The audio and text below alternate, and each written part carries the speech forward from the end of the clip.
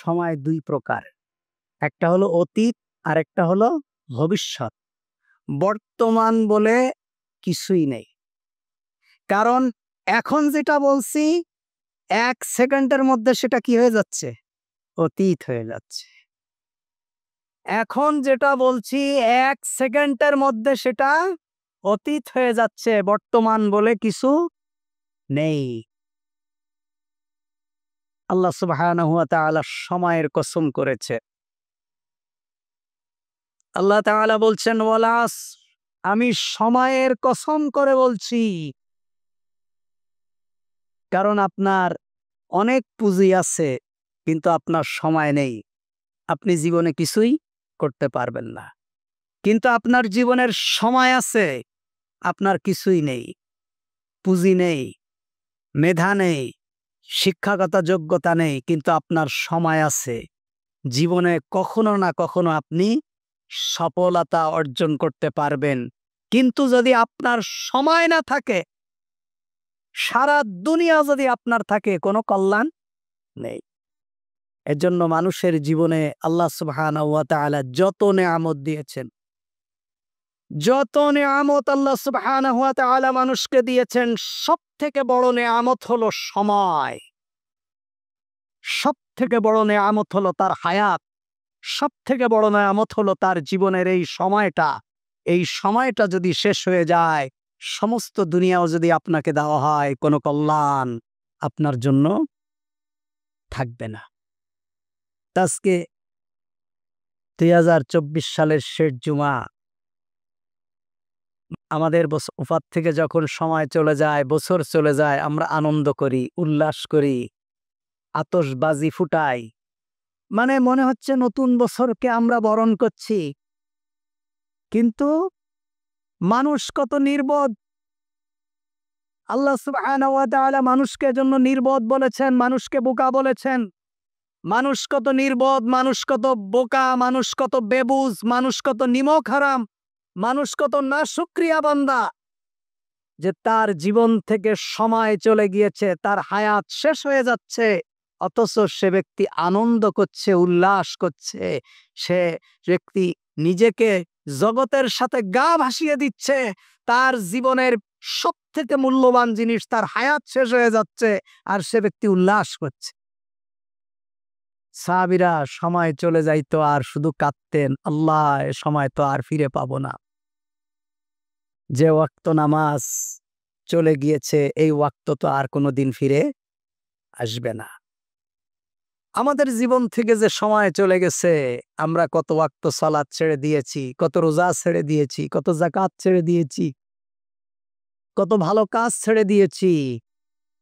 যদি আল্লাহ সুবহানাহু ওয়া তাআলা আমাদেরকে ক্ষমা না করেন, তাহলে কিয়ামতের দিন অপরাধের কাঠগড়ায় আমাদের সকলকেই দাঁড়াতে হবে।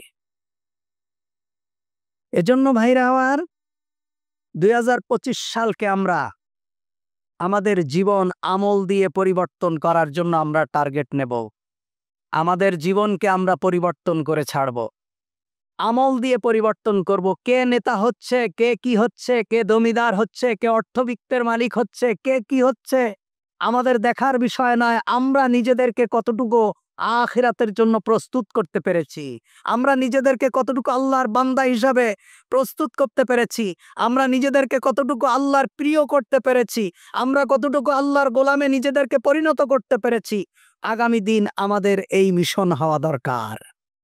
ওয়ালিকুল্লি উম্মাতিন আজাল ফাইদা জা আজালুহুম লা ইস্তাখিরুনা সাআতান ওয়া লা ইস্তাকদিমুন। প্রত্যেকের জন্য আল্লাহ তাআলা যে নির্ধারিত হায়াত রেখে দিয়েছেন, প্রত্যেকের জন্য আল্লাহ তাআলা যে নির্ধারিত সময়টা রেখে দিয়েছেন, এই সময় কখন শেষ হয়ে যাবে, প্রতি মুহূর্তে সময় অতীত হয়ে যাচ্ছে। আমাদের প্রতি মুহূর্তে আমাদের জীবন থেকে সময়টা শেষ হয়ে যাচ্ছে, আমরা কিন্তু তা অনুভব করতে পারছি না।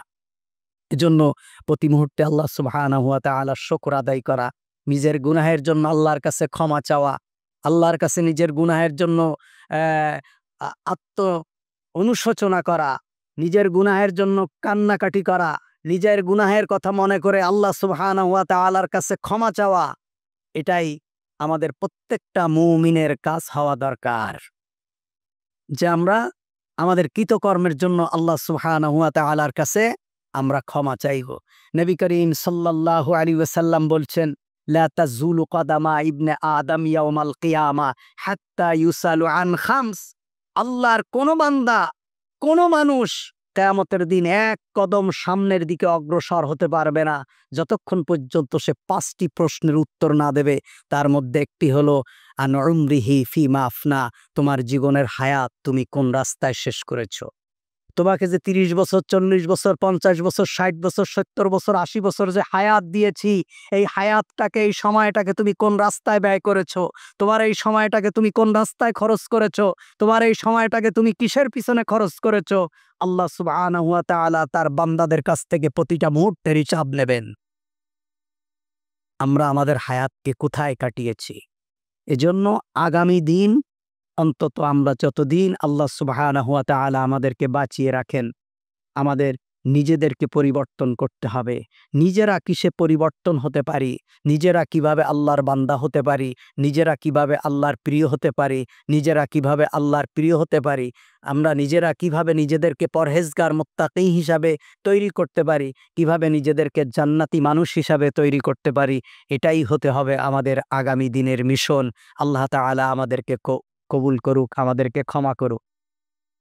এবং এই বাকি যে কয়দিন আছে, এই কয়দিন চেষ্টা করবেন বেশি বেশি নফল সলাত আদায় করার জন্য, ফরজ সলাতের পরে, আর আল্লাহর কাছে ক্ষমা চাওয়ার জন্য যে আল্লাহ, বিগত বছরগুলোতে কত অপরাধ করেছি, আল্লাহ বিগত বছরগুলোতে কত তোমার নাফরমানি করেছি, বিগত বছরগুলোতে কত তোমার সাথে দুশ্মনী করেছি, বিগত বছরগুলোতে কত তোমার নিমক হারামি করেছি। রব্বুল আলামিন, এর জন্য আমি তোমার কাছে ক্ষমা চাচ্ছি। তুমি আমাদেরকে ক্ষমা করে দাও, তুমি আমাদেরকে মাফ করে দাও, আমাদের পরিবারকে মাফ করে দাও, পৃথিবীর সকল মুসলমানদেরকে আল্লাহ তুমি মাফ করে দাও। এইভাবে আল্লাহ সুবহানাহু ওয়া তাআলার কাছে অতীতের জন্য অনুশোচনা করা এবং অতীতে যত পাপ করেছি, শিরিক করেছি, এগুলো থেকে আল্লাহ তাআলার কাছে নিজেকে সঁপে দেওয়া এবং অনুতপ্ত হওয়া। আগামী দিনগুলো যে আল্লাহ তাআলা আমাদেরকে ঈমানের উপরে টিকায় রাখেন, ঈমানের উপরে চলতে পারি, এজন্য আল্লাহ তাআলার কাছে ওয়াদা করা। আমরা বিগত জুমায় বলছিলাম যে আমরা অনেক শিরিকের মধ্যে আমরা নিজেদেরকে জড়িয়ে ফেলেছি, আমরা জানি না। কিছু কিছু শিরিক আছে যেগুলোকে আমরা শিরিক মনে করি না। আমরা অনেক দিন, অনেক মাস, অনেক সময়কে কল্যাণ অকল্যাণ মনে করি। অমুক দিনে বিবাহ দেওয়া যাবে না, অমুক দিনে অমুক কাজ করা যাবে না, অমুক দিনে এটা করা যাবে না। এটা মনে করা হলো শিরক।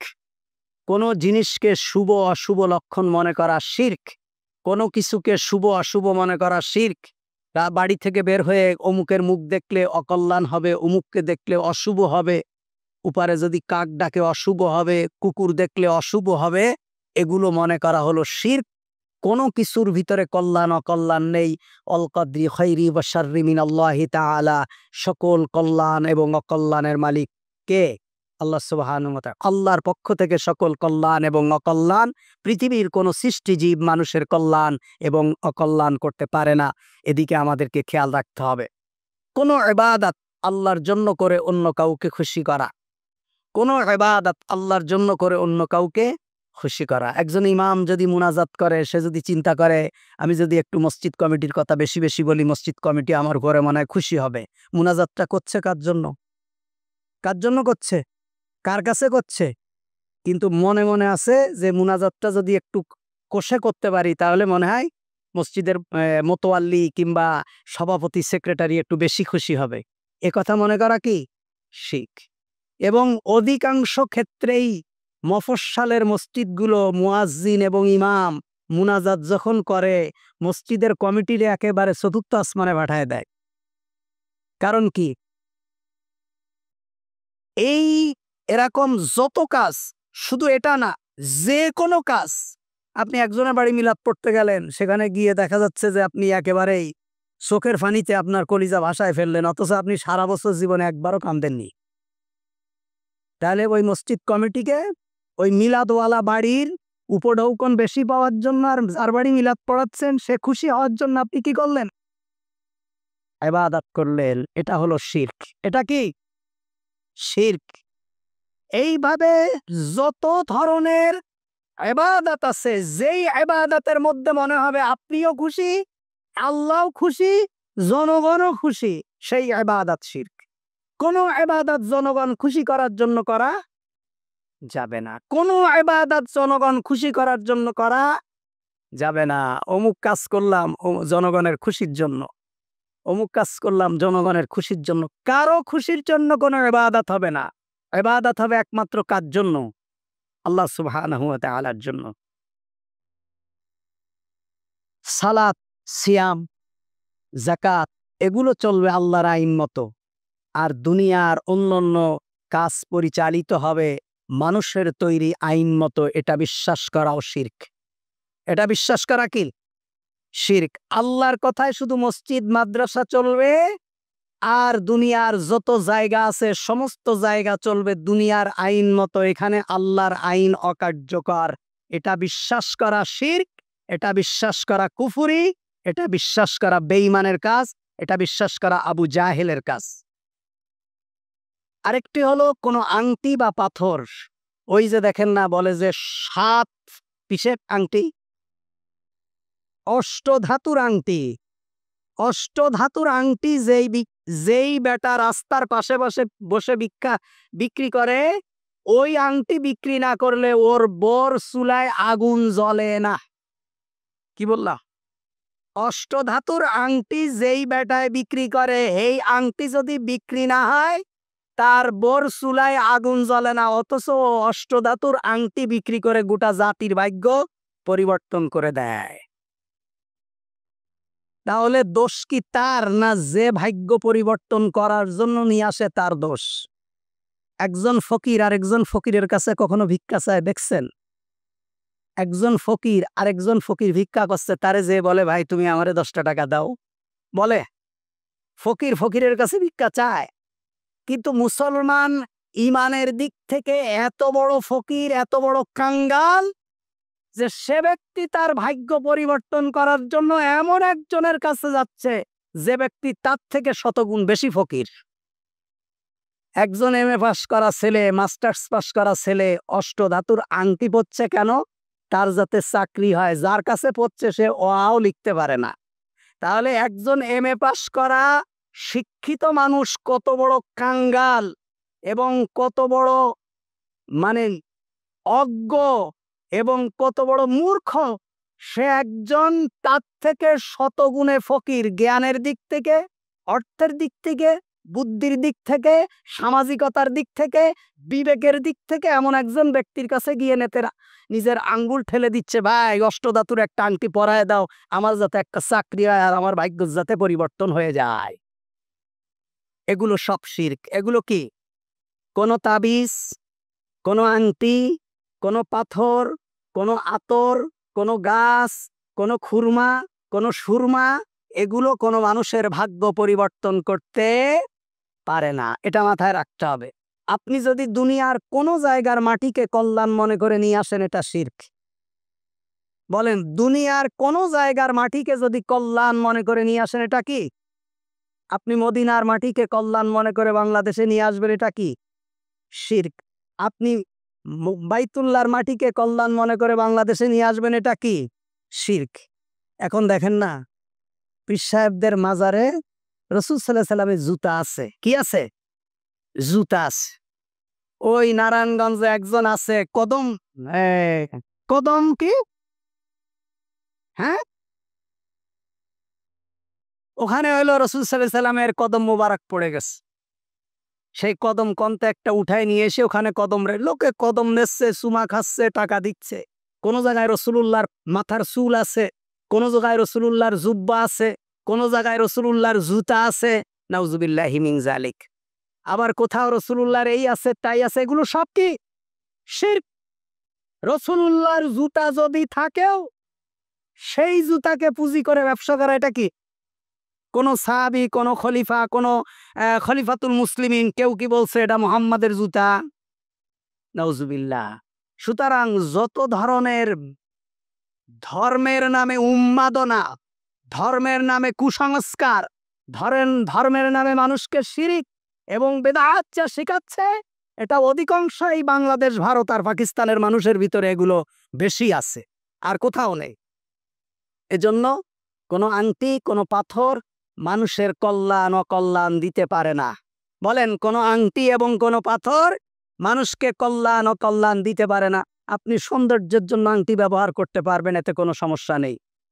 আংটি ব্যবহার করতে পারবেন, রূপার আংটি পুরুষ মানুষের হাতে থাকবে, সৌন্দর্য বাড়াবে, এটা ঠিক আছে। কিন্তু এই আংটি, অষ্টধাতের আংটি, অমুক পাথরের আংটি আপনার কল্যাণ এনে দিতে পারবে, আপনার ভাগ্য পরিবর্তন করে দিতে পারবে, আপনার তকদিরকে পরিবর্তন করে দিতে পারবে, আপনার জীবনের মানে এই অনেক কিছু দূর করে দিতে পারবে, এগুলো বিশ্বাস করা, এগুলো কি শিরক। খবরদার, এই ধরনের কোনো শিরকের সাথে আমরা জড়াবো না।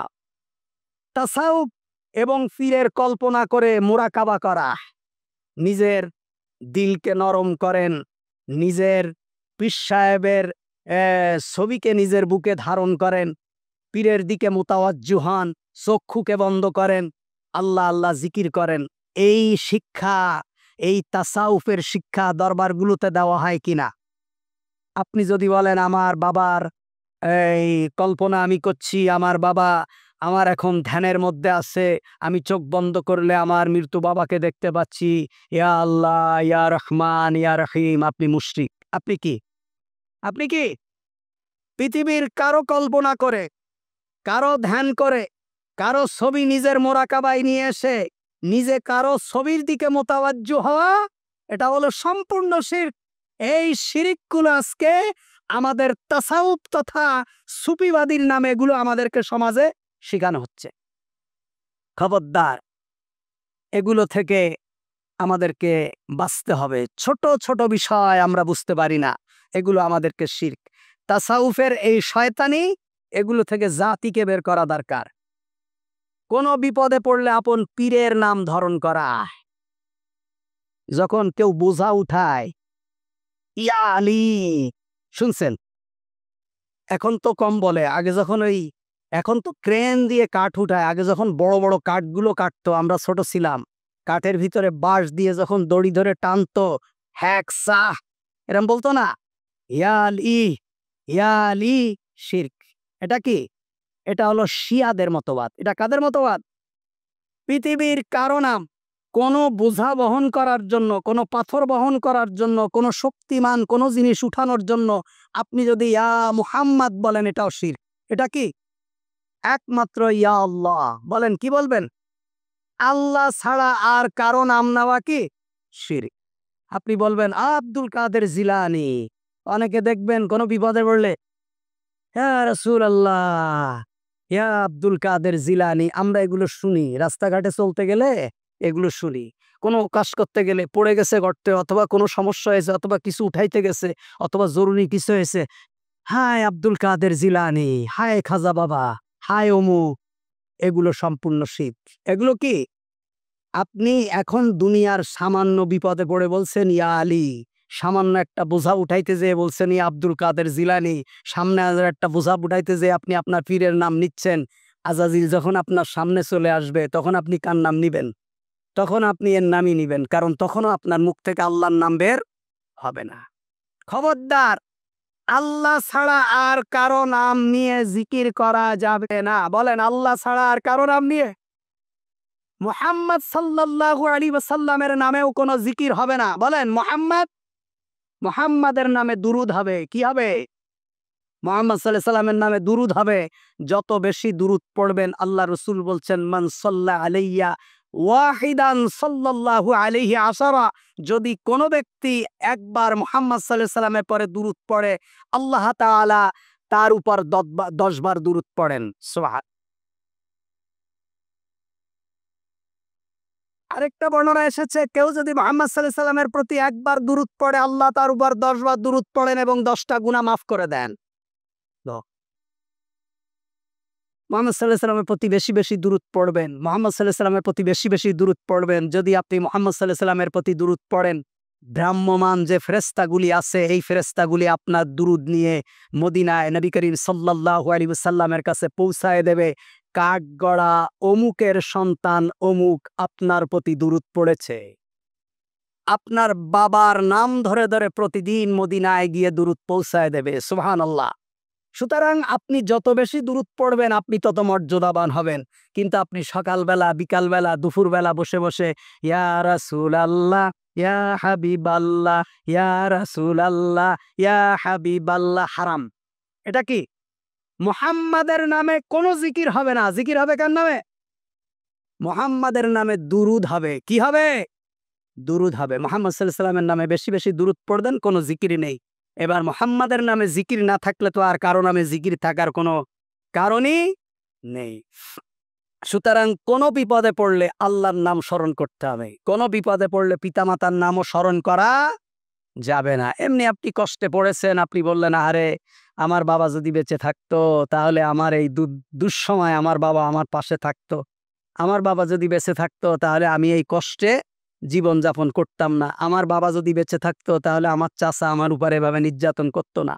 এটা বাবাকে, বাবার জিকির করাও না, কিংবা বাবাকে আল্লাহর সমকক্ষ দাঁড় করানোও না। এটা হলো বাবার প্রতি কৃতজ্ঞতা প্রকাশ করা, বাবার শকর আদায় করা।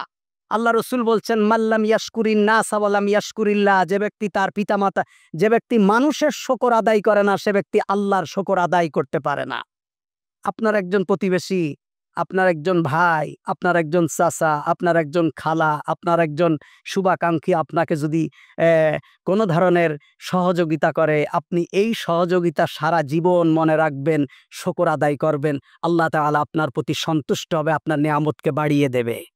আর আপনি যদি এদের মানে কর্মকে, এদের কাজকে যদি আপনি ভুলে যান, তাহলে আপনি একজন অকৃতজ্ঞ বান্দা হিসাবে আল্লাহর কাছে বিবেচিত হবেন।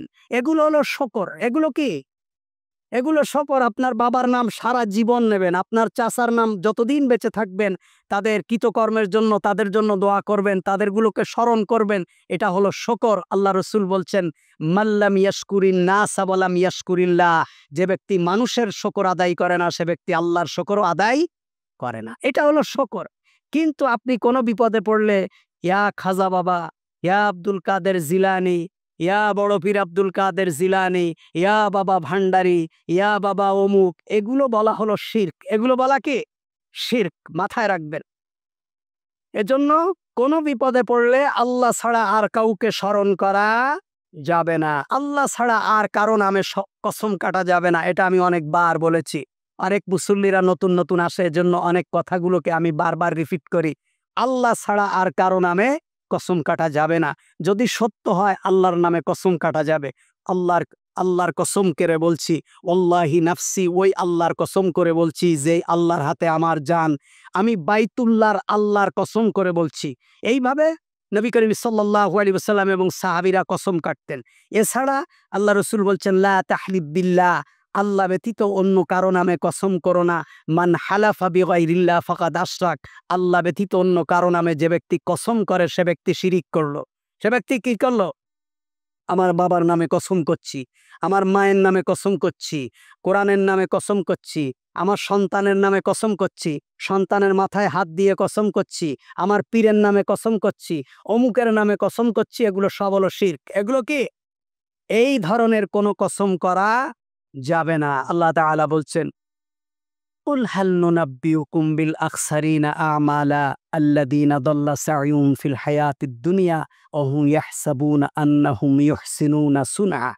আল্লাহ বলছেন, আমি কি আপনাদেরকে এমন কোন মানুষের, এমন ব্যক্তিদের ব্যাপারে বলবো যারা আমলের দিক থেকে ক্ষতিগ্রস্ত, যারা আমলের দিক থেকে ক্ষতিগ্রস্ত। আল্লাযীনা দাল্লা সা'য়ুহুম ফিল হায়াতিদ দুনিয়া, যাদের দুনিয়ার সকল কর্মকাণ্ড ভেস্তে গেছে, যারা আমল করেছে, ভালো মনে করে নামাজ পড়েছে, ভালো মনে করে রোজা রেখেছে, ভালো মনে করে হজ করেছে, ভালো মনে করে কাজ করেছে, কিন্তু তার জীবনের সকল কর্মকাণ্ডগুলো ব্যর্থ হয়ে গেছে দুনিয়ার জীবনে। অহুম ইয়াহসাবুনা আন্নাহুম ইউহসিনুনা সুনআ, অথচ সে মনে করেছে যে আমি ভালো কাজই করেছি, আমি ভালো কাজই করেছি। তাহলে কিছু কিছু মানুষের ভালো কাজগুলো অকল্যাণ প্রাপ্ত। আমলের দিক থেকে যারা ক্ষতিগ্রস্ত, যারা আমল করে ভালো মনে করে তারা ক্ষতিগ্রস্ত। কারণ কি? তারা ভালো মনে করে আমল করে, কিন্তু আমলটা কি না? ভালো না। মানুষকে খাওয়ানো কল্যাণ না অকল্যাণ? মানুষকে খাওয়ানোর ব্যাপারে রাসূলুল্লাহ একাধিক হাদিস বলেছেন, মানুষকে খাওয়াও, দরিদ্রকে খাওয়াও, মিসকিনকে খাওয়াও, ফকিরকে খাওয়াও। আল্লাহ বলেছেন, আরাআইতাল্লাযী ইউকাযযিবু বিদ্দীন ফাযালিকাল্লাযী ইয়াদউল ইয়াতীম ওয়া লা ইয়াহুদ্দু আলা তুআমিল মিসকিন। আপনি কি তাদেরকে দেখেননি যারা কিয়ামতকে অস্বীকার করে? নামাজ পড়ে, রোজা রাখে, হজ করে, যাকাত দেয়, কিন্তু মূলত তারা কিয়ামত বিশ্বাস করে না। কারা? আল্লাযী ফাযালিকাল্লাযী ইয়াদউল ইয়াতীম, যারা এতিমের গলা ধাক্কা দেয়, যারা এতিমের হক ফাঁকি দেয়। ভাই মরে গেছে, ভাইয়ের সন্তান এতিম হয়ে গেছে, তার সম্পত্তিটা নিয়ে নিয়েছে। চাচার সম্পত্তি, চাচারা বাবার সম্পত্তি ভোগ করে খাচ্ছে। বোন মারা গেছে, ভাগ্নির সম্পত্তি খেয়ে ফেলছে। ভাই মারা গেছে, ভাতিজার সম্পত্তি খেয়ে ফেলছে। এই এতিমের যারা গলা ধাক্কা দেয়, এতিমের হককে যারা ফাঁকি দেয়, আর কি? ওয়ালা ইয়াহুদ্দু আলা তুআমিল মিসকিন, যারা মিসকিনকে খেতে দিতে উৎসাহ দেয় না, নিজেও খাওয়ায় না, অন্যদেরকেও খাওয়ায় না। তাহলে এতিমকে খাওয়ানো, ফকিরকে খাওয়ানো, মিসকিনকে খাওয়ানো, অসহায়কে খাওয়ানো কল্যাণ না অকল্যাণ? বলেন, কল্যাণ না অকল্যাণ? কল্যাণ। কিন্তু এই কল্যাণটা যদি আপনি আপনার বাবা মরে যাওয়ার পরে খাওয়ান সওয়াবের আশায়, তখন অকল্যাণ হয়ে যাবে। কি হয়ে যাবে? অকল্যাণ হয়ে যাবে। কারণ বাবা মরে যাওয়ার পর, মা মরে যাওয়ার পর, আত্মীয় মরে যাওয়ার পর যে খাওয়ানোর ৩ দিনের যে প্রথা, এটা নবী করিম সাল্লাল্লাহু আলাইহি ওয়াসাল্লামের হাদিস বিরোধী কাজ। এটা কি কাজ? আপনি সারা বছর ফকিরকে খাওয়ান, সারা বছর মিসকিনকে খাওয়ান, সারা বছর খাওয়ান, কিন্তু ৩ দিনে খাওয়াতে হবে। আর সারা জীবন আপনি খাওয়াননি, বাবা মরে গেলেই খাওয়াতে হবে। الذين ضل سعيهم في الحياة الدنيا وهم يحسبون أنهم يحسنون صنعا, যাদের দুনিয়ার সকল কর্মকাণ্ড পণ্ড হয়ে গেছে, ভেস্তে গেছে, অথচ তারা মনে করছে কি ভালো কাজ। যেমন নামাজ আমরা শুরু করি কি দিয়ে? ইন্নী ওয়াজ্জাহতু ওয়াজহিয়া লিল্লাযী ফাতারাস সামাওয়াতি ওয়াল আরদা হানিফান ওয়া মা আনা মিনাল মুশরিকিন। এটা ভালো না খারাপ? কোরআনের আয়াত নাকি? কোরআনের আয়াত। কিন্তু এই দোয়াটা যেখানে পড়তে হবে সেখানে না পড়ে আপনি যখন নামাজে দাঁড়ায় যায় নামাজের এইটা পড়ে যখন শুরু করবেন, তখন এটা আর কল্যাণ থাকে না। এটা আর কি থাকে না? কল্যাণ থাকে না। কেন? এখানে দাঁড়িয়ে এই দোয়া পড়তে নবী করিম সাল্লাল্লাহু আলাইহি ওয়াসাল্লাম আমাদেরকে শিখাননি। আমাদেরকে শিখাননি। সিজদা দাও, আল্লাহ রসুল বলেছেন একটা সিজদার মূল্য জমিন থেকে, আসমান থেকে এবং এর ভিতরে যা কিছু আছে তার থেকে উত্তম। সুবহানাল্লাহ। একটা সিজদার মূল্য আকাশ এবং জমিনে যা কিছু আছে তার সবকিছু থেকে উত্তম একটা সিজদার মূল্য। তুমি যখনই বিপদে পড়বে তখনই সিজদা যাও, আল্লাহর কাছে দোয়া করো। কে বলছেন? আল্লাহ আমাদেরকে শিখিয়েছে। মানুষ বিপদে পড়লেই সিজদায় চলে যায়, শুকর আদায় করলেই, কোনো কল্যাণের জিনিস পাইলেই, কোনো কল্যাণ তারকে হাতছানি দিয়ে ডাকলেই সে ব্যক্তি সিজদায় পড়ে যায়। কারণ কি? আল্লাহর শুকর আদায় করে। সিজদার থেকে উত্তম দোয়া, সিজদার থেকে ভালো জিনিস এই পৃথিবীতে আর কিছু আছে না। তাহলে সিজদা উত্তম না অনুত্তম? উত্তম। কিন্তু আপনি যদি চিন্তা করেন আমি তো নামাজ কালাম বেশি পড়তে পারি না, শুক্রবার ছাড়া মসজিদে আসতে পারি না, ব্যস্ত থাকি, আজকে জুমার প্রতি ওয়াক্ত নামাজে 2 সিজদা ইমাম দেবে, আমি একা 6 সিজদা দিয়ে 4 সিজদা বেশি দিয়ে যাব, নামাজ হবে? কেন? সিজদা উত্তম না? সিজদার থেকে উত্তম কোনো জিনিস কি আছে? তাহলে আপনি 2 সিজদার জায়গায় 4 সিজদা দিলে তো আল্লাহ বেশি খুশি হওয়ার কথা না কম খুশি? আপনি শুধু এতটুকু বোঝেন। কারণ আপনি আল্লাহকে যত খুশি করতে চাইবেন, এখানে যে পদ্ধতি, এই পদ্ধতিতে খুশি করতে হবে। এই পদ্ধতির বাইরে গিয়ে আপনি আল্লাহকে খুশি করতে পারবেন না। এই পদ্ধতিতেই আপনাকে আল্লাহকে খুশি করতে হবে। এই পদ্ধতিতে কিভাবে? 3 বার সুবহানা রাব্বিয়াল আলা না বলে আপনি এক সিজদার মধ্যে 10 বার সুবহানা রাব্বিয়াল আলা বলেন, 9 বার বলেন, 11 বার বলেন। তারপরে সিজদার মধ্যে আপনি সুবহানা রাব্বিয়াল আলা বলার পরে আপনি রব্বানা আতিনা ফিদ দুনিয়া হাসানা ওয়া ফিল আখিরাতি হাসানা ওয়া কিনা আযাবান নার রব্বানা যালামনা আনফুসানা ওয়া ইল্লাম তাগফির লানা ওয়া তারহামনা লানাকুনান্না মিনাল খাসিরিন রব্বানা হাব লানা মিন আজওয়াজিনা ওয়া যুররিয়াতিনা কুররাতা আয়ুনিন ওয়াজআলনা লিল মুত্তাকিনা ইমামা আল্লাহুম্মা গফিরলি ওয়ারহামনি আল্লাহুম্মা গফিরলি ওয়ারহামনি। এরম ১০০টা দোয়া আপনি সিজদার মধ্যে করে আপনার সিজদাকে তবিল করে ফেলেন, লম্বা করে ফেলেন। ১ ঘন্টা সিজদা দেন, কিন্তু সিজদা হতে হবে দুটো। বলেন সিজদা হতে হবে কটা? কিন্তু আপনি এক সিজদা ১ ঘন্টা লম্বা করেন, সিজদা হতে হবে দুটো। কিন্তু আপনি যদি মনে করেন না আল্লাহকে খুশি করার জন্য প্রতি রাকাতে ৩ সিজদা দেব, আপনার নামাজ হবে?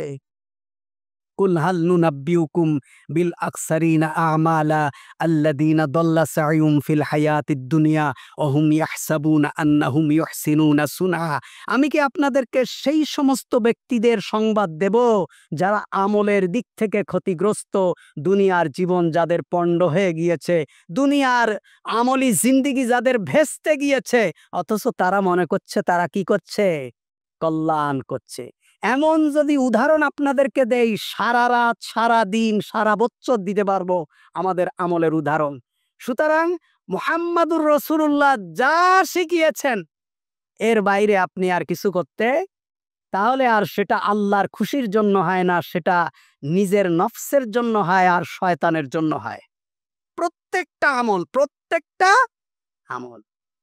আজানে নবী করিম দুরূদ পড়া ভালো না খারাপ? এতক্ষণ দুরুদের ফজিলাত বর্ণনা করলাম, বোঝেননি? সবাই বলবেন দুরুদ শরীফ পড়া ভালো না খারাপ? এখন এই দুরুদ আজানের মধ্যে নবী করিম সাল্লাল্লাহু আলাইহি ওয়াসাল্লাম শিখিয়েছেন আজান দেওয়ার পরে। কখন?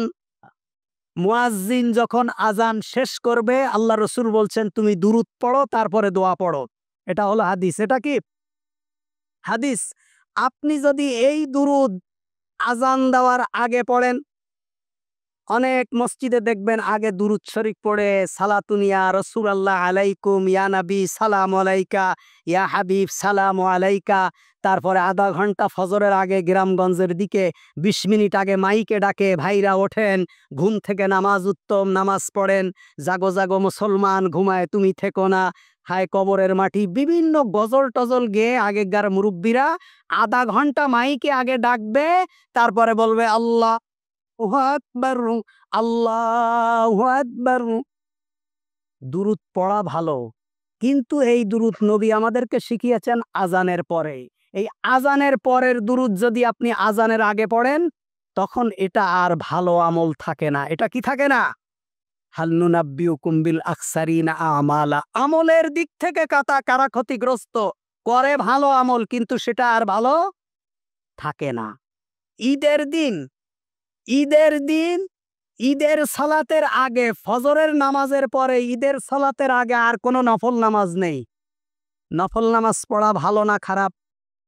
যত বেশি মানুষ নফল পড়ে তত আল্লাহর কল্যাণকামী হয়। মানুষ যত বেশি নফল পড়ে তত আল্লাহর নিকটবর্তী হয়। মানুষ যত নফল পড়ে তত বেশি বুজুর্গ হয়, তত মানুষ তাসকিয়াতুন নাফস, নিজের আত্মশুদ্ধি অর্জন করে, আত্মশুদ্ধি লাভ করে, নিজের অন্তকে আল্লাহর নিকটবর্তী করে দেয়। কিন্তু ফজরের নামাজের পরে ঈদের নামাজের আগে আপনি যদি চিন্তা করেন যে আজকে আমি বেশি আজকে ঈদগায় যে লোকে ওয়াজ শুনবে, আমি ওয়াজ শুনবো না, আমি শুধু নফল নামাজ পড়বো, তাহলে সেটা কি আর ভালো কাজ থাকে? কারণ কি? নবী করিম সাল্লাল্লাহু আলাইহি ওয়াসাল্লাম বলেছেন ফজরের পরে ঈদের সালাতের আগে আর কোনো নফল নামাজ নেই, আর কোনো নফল নামাজ নেই। আপনি যদি চিন্তা করেন আজকে সারা বাংলাদেশের মানুষের আমলনামায় শুধু খাওয়া লেখা আছে। আজকে সারা বাংলাদেশের ২০ কোটি মানুষ শুধু খাচ্ছে, কেরামন কাতিবিন লেখছে যে শুধু খাচ্ছে। আমি একমাত্র আল্লাহর বান্দা হতে যাই যে আজকে ঈদের দিন আমি খাবো না, আমি শুধু রোজা থাকবো। আল্লাহ তাআলা অন্তত দেখবে যে এই ২০ কোটি জনগণের মধ্যে কাঠগড়ায় অমুক জনগণটা আমার খুশিতে, আমার ভয়ে আজকে খাচ্ছে না, তার সামনে পোলাও বিরিয়ানি কোরমা আছে কিন্তু খাচ্ছে না। সওয়াব হবে না গুনাহ হবে? কেন? এখানে আল্লাহর নির্দেশ নেই। শুধু এতটুকু বোঝেন, আপনি যত ভালো কাজ করবেন সেখানে যদি আল্লাহর নির্দেশ না থাকে তাহলে সেটা আর কি থাকে না, ভালো কাজ থাকে না। ওহুম ইয়াহসাবুনা আন্নাহুম ইউহসিনুনা সুনা। আপনি জিকির করতে করতে একেবারে গা ঘেমে গেছে, মাথার কাপড় পায়ে উঠে গেছে, পায়ের কাপড় পরার কাপড় নেই, আপনার কোনো এও নেই, আপনার পর্দা নেই, পুশিদা নেই, কোথায় চুল, কোথায় অজু আছে কি না, আপনি বিশাল জিকির করতে করতে একেবারে আপনার জীবন ফানাফিল্লা করে দিয়েছেন।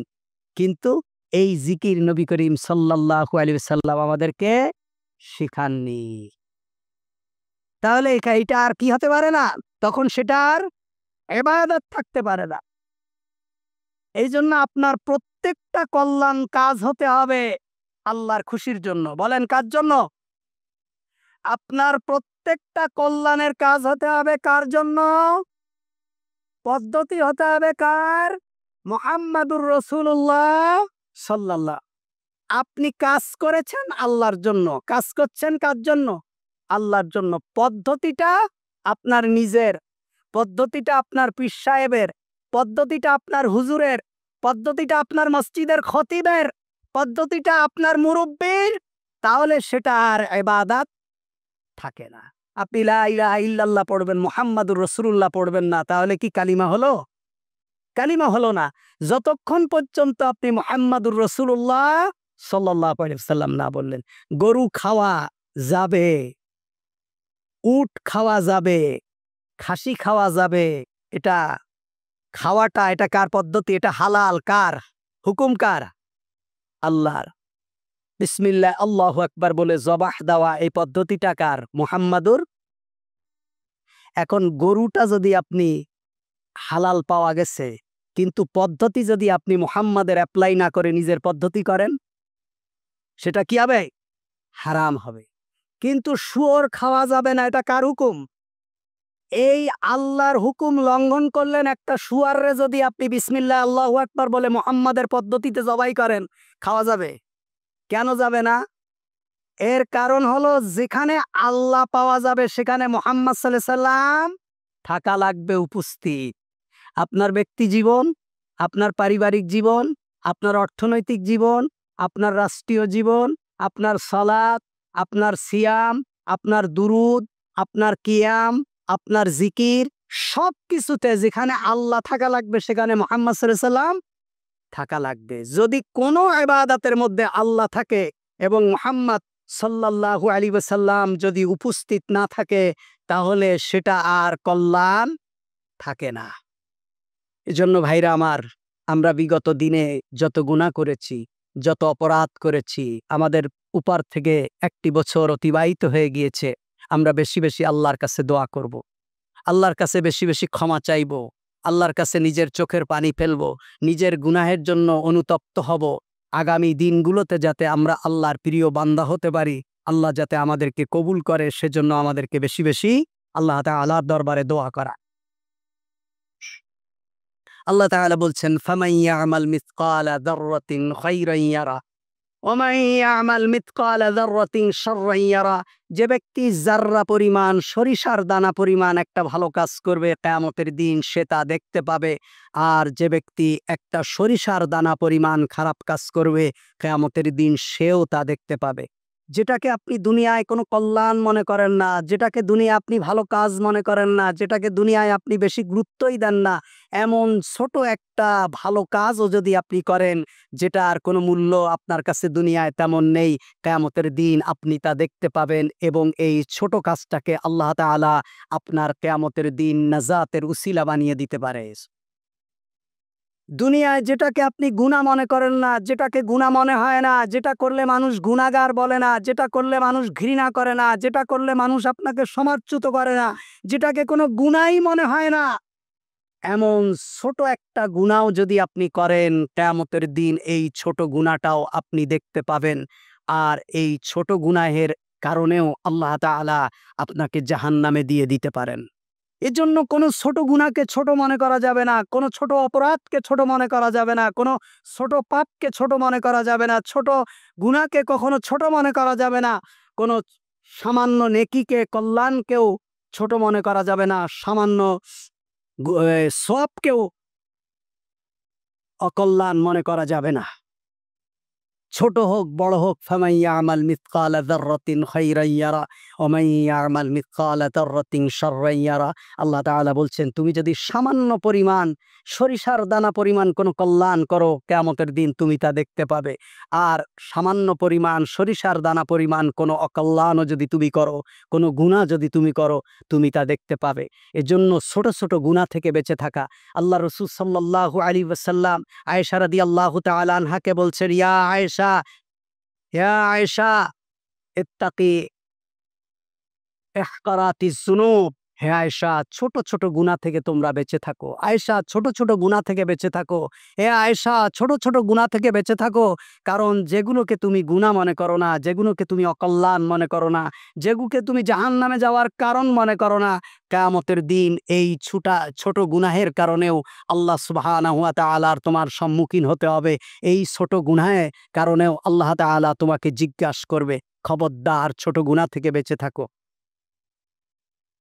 আমরা লুকমান হাকিমের কথা বলছিলাম। লুকমান হাকিম তার সন্তানকে অনেকগুলো নসিহাত করেছেন। আমরা কয়েকটা নসিহাত আমরা শোনাচ্ছিলাম, আল্লাহ তাআলা কোরআনুল কারীমের ভিতরে কোট করে দিয়েছেন। তার মধ্যে লুকমান হাকিম তার সন্তানকে আরেকটি নসিহাত করেছেন। ৫ নম্বর একটা নসিহাত করেছেন, ইয়া বুনাইয়া আকিমিস সলাত। প্রত্যেকটা পিতামাতা তার সন্তানকে এই নসিহাত করবেন। প্রত্যেকটি পিতামাতা তার সন্তানকে এই নসিহাত করবেন, যেই নসিহাত লুকমান হাকিম তার সন্তানকে করেছে। এই নসিহাত আল্লাহ তাআলার কাছে এত পছন্দ হয়েছেন যে লুকমান হাকিমের নসিহাতকে আল্লাহ তাআলা কোরআনুল কারীমের আয়াত হিসাবে অবতীর্ণ করে দিয়েছে। ইয়া বুনাইয়া আকিমিস সালাত, হে আমার কলিজার টুকরা, হে আমার আদরের ধন, হে আমার কলিজার টুকরা, সালাত কায়েম করো, সালাত কায়েম করো, সালাত ছেড়ে দিও না, সালাত পরিত্যাগ করো না। আল্লাহর হাবিব সাল্লাল্লাহু আলাইহি ওয়াসাল্লাম বলছেন, মুরু আওলাদাকুম বিস-সালাত ওয়া হুম আবনাউ সাবঈ সিনিন অদ্রিবুহুম আলাইহা ওয়া হুম আবনাউহুম আবনাই আশরিন আফাররিকু বাইনাহুম ফিল মাযাজি'। আল্লাহর হাবিব সাল্লাল্লাহু আলাইহি ওয়াসাল্লাম বলছেন, ও যুবকেরা, ও মানুষেরা, শোনো, তোমাদের সন্তানদেরকে ৭ বছর হলে নামাজের হুকুম দাও। ৭ বছর হলে তোমাদের সন্তানদেরকে নামাজের হুকুম দাও। ৭ বছর হলে তোমাদের সন্তানদেরকে নামাজের হুকুম দাও। নামাজ পরিত্যাগ করার অপরাধে ১০ বছর হলে তাদেরকে প্রহার করো। ১০ বছর বয়সে যদি তারা সালাত আদায় না করে তাহলে তাদেরকে প্রহার করো। অদ্রিবুহুম আলাইহা ফিল মাযাজি', এবং ১০ বছর বয়স হলে তাদের বিছানাকে পৃথক করে দাও। তাহলে আমাদের সন্তানদেরকে আমরা ৭ বছরের সালাতের নসিহাত করব। আমি মসজিদে বলেছিলাম, আপনারা আপনাদের সন্তানদেরকে নিয়ে আসবেন। আপনারা আপনাদের সন্তানদেরকে হাত ধরে মসজিদে নিয়ে আসবেন। প্রত্যেক বাবার ডান হাত এবং বাম হাতে তাদের সন্তান থাকবে, সন্তানদেরকে মসজিদে নিয়ে আসবেন। যদি ১০ বছর হয়, আপনার সন্তানরা যদি সালাত পরিত্যাগ করে ১০ বছর হলে, তাহলে তাদেরকে প্রহার করতে হবে। সালাত পরিত্যাগ করার অপরাধে তাদেরকে মারতে হবে, তাদেরকে শাসন করতে হবে। তারপরেও আল্লাহর বিধান যেন তারা লঙ্ঘন না করে, এ ব্যাপারে খেয়াল রাখতে হবে। খবরদার। তা লুকমান হাকিম এই নসিহাত তার সন্তানকে করেছিলেন। আরেকটা কি, ওয়ামুর বিল মারুফ ওয়ানহা আনিল মুনকার।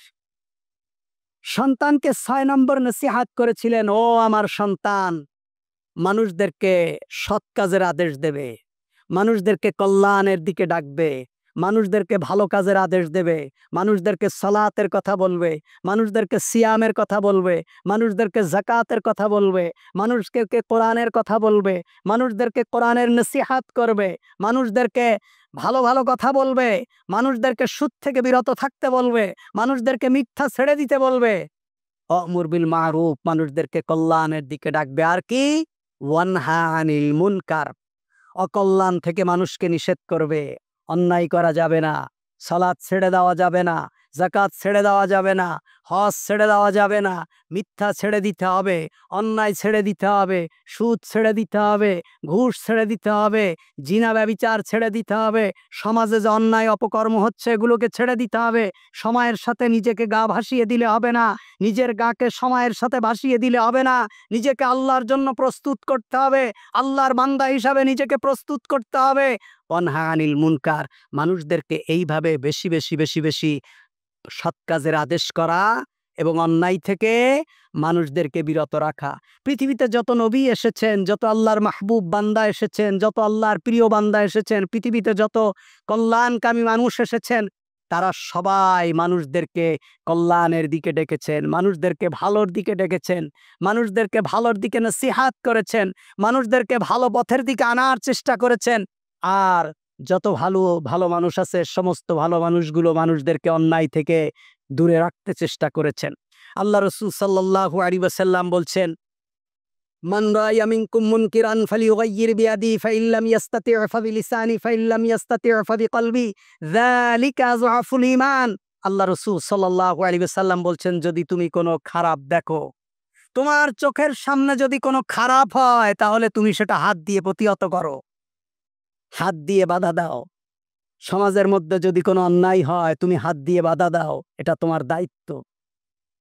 কোনো খারাপ দেখে কেউ যদি চোখ বুজে থাকে, কোনো অন্যায় দেখে যদি আপনি চোখ বুজে থাকেন, কোনো অন্যায় দেখে যদি আপনি সহ্য করেন, আপনি কোনো অন্যায় দেখে যদি আপনার প্রতিবাদের ভাষা বের না হয়, তাহলে মনে করতে হবে আপনার ঈমান হলো নিভু নিভু ঈমান। নিভু নিভু। মুহাম্মদ সাল্লাল্লাহু আলাইহি সাল্লাম কেন খারাপ হলেন?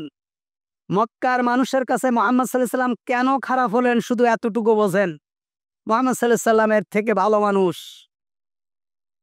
আর আছে? আমরা বলছি নেই, কিন্তু আমরা যতটুকু জোরে নেই বলছি কিংবা আত্মবিশ্বাসে নেই বলছি, এর থেকে শতগুণ আত্মবিশ্বাস নিয়ে তদানীন্তন সময়ের মক্কার কাফেরেরা বিশ্বাস করত যে মুহাম্মদ সাল্লাল্লাহু আলাইহি ওয়াসাল্লামের থেকে উত্তম মানুষ এই পৃথিবীতে আর নেই।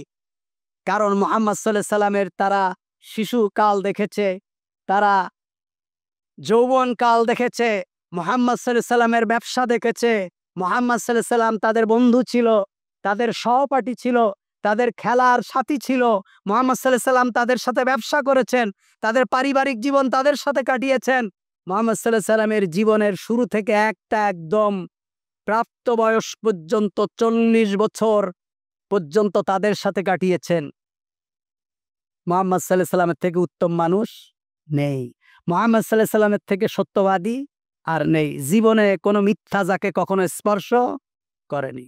মুহাম্মদ সাল্লাল্লাহু আলাইহি সাল্লাম সেই মক্কার যাযাবর এরিয়ায়, যখন মক্কার মানুষের পেশাই ছিল লুণ্ঠন করে খাওয়া, মক্কার মানুষরা ছিল বর্বর অশিক্ষিত একটা জাতি। গোটা দুনিয়ার ভিতরে মক্কার মানুষরা ছিল একটা অশিক্ষিত বর্বর জাতি, যাদের কোনো রাষ্ট্র ছিল না, যাদের কোনো নেতা ছিল না, শুধু কওম ভিত্তিক ছিল।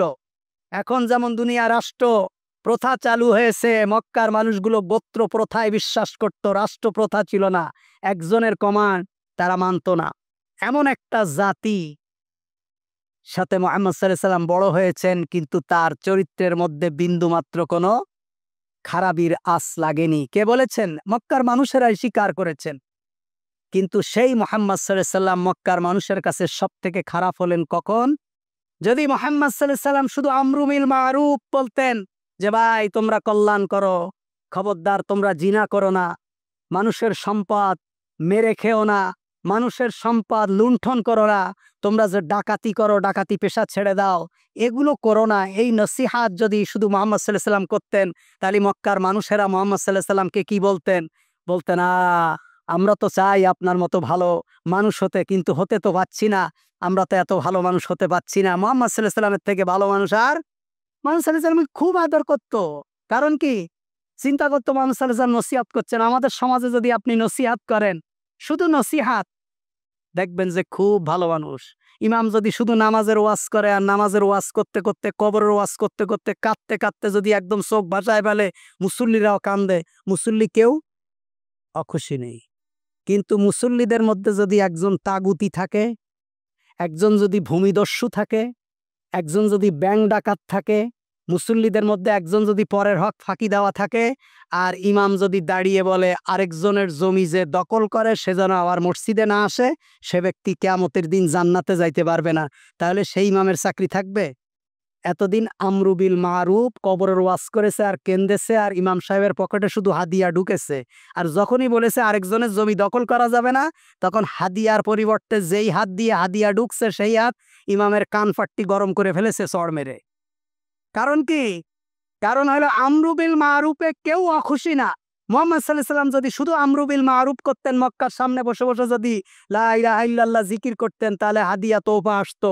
যখনই মুহাম্মদ সাল্লাল্লাহু আলাইহি ওয়াসাল্লাম বললেন, খবরদার আল্লাহ ছাড়া আর কাউকে ইলা মানা, তোমরা যে ৩৬০টা মূর্তির ইবাদত করছো, এই ৩৬০টা মূর্তির কোনো ক্ষমতা নেই যে তোমাদের কোনো কল্যাণ কিংবা অকল্যাণ করতে পারে। এই ওয়ানাহা আনিল মুনকার বলার সাথে সাথে উটের পচা ভুঁড়ি মুহাম্মদ সাল্লাল্লাহু আলাইহি সাল্লামের মাথার উপর।